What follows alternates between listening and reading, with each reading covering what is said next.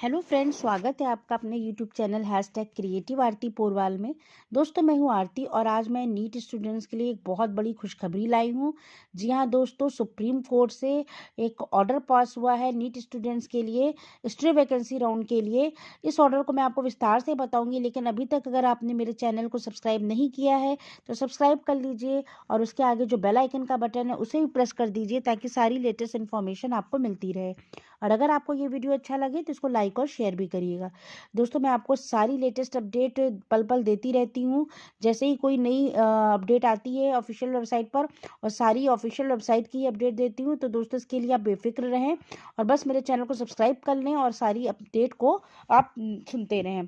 तो चलिए दोस्तों, आपको बताते हैं। दोस्तों, NEET UG 2020 college level counselling for stray vacancy.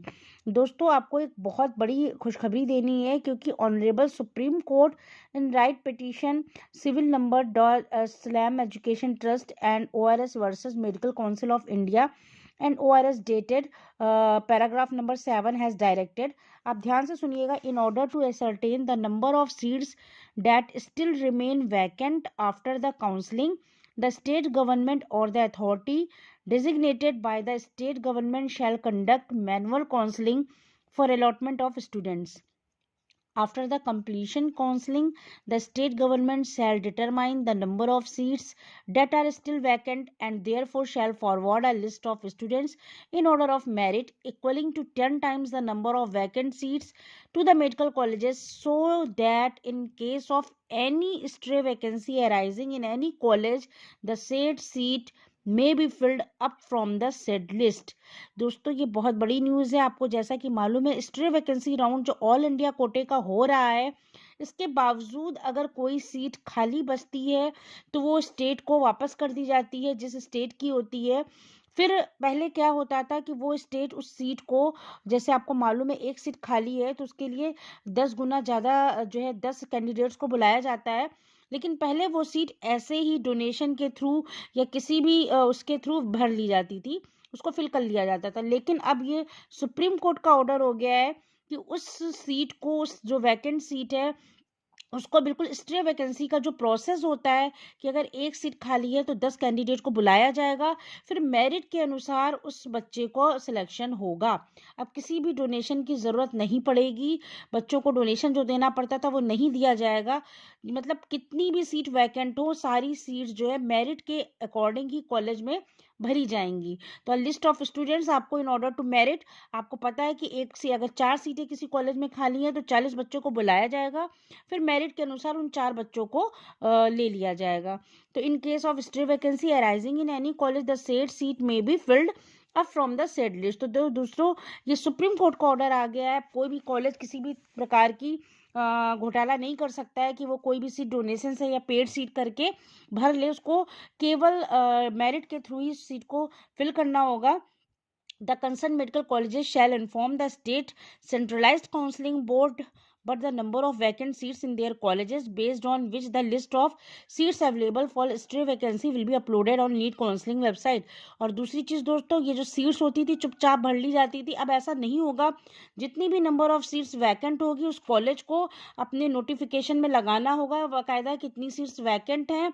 अपनी काउंसलिंग जो है वेबसाइट, नीट काउंसलिंग वेबसाइट पर ये अपलोड करना होगा। It is made clear that only such seats the vacancy of which has been informed to the state centralized counseling board and notified by the counseling board shall be allowed to be filled by the concerned medical or dental colleges in the stray vacancy round, which shall be done strictly in accordance with paragraph number 7 of DAR US Islam Educational Trust case, that is in accordance with the merit list sent by the state centralized counseling board.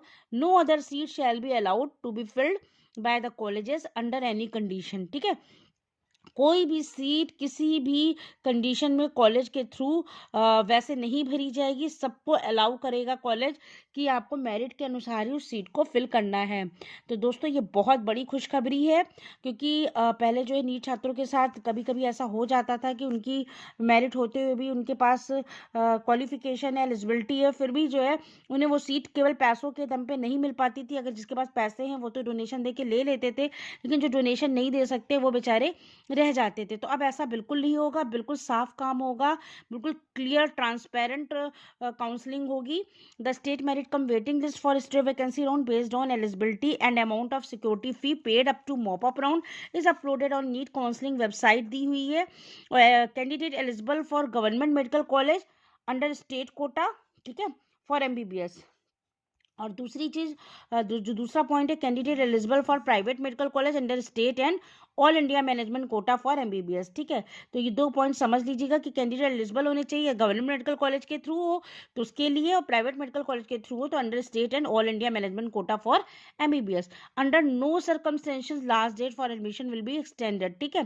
तो ये पूरी news हो गई दोस्तों, और ये आपके लिए बहुत बड़ी खुशखबरी है। तो छात्रों को इससे ज़रूर फ़ायदा होगा, लाभ होगा। कोई भी सीट जो वैकेंट रह जाती स्टे वैकेंसी की, अब वो आपके मेरिट के अनुसार ही फिल की जाएगी।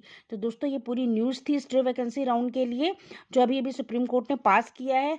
अगर आपको ये न्यूज़ अच्छी लगी हो तो मेरे चैनल को सब्सक्राइब करिएगा और मेरे वीडियो को लाइक और शेयर करिएगा।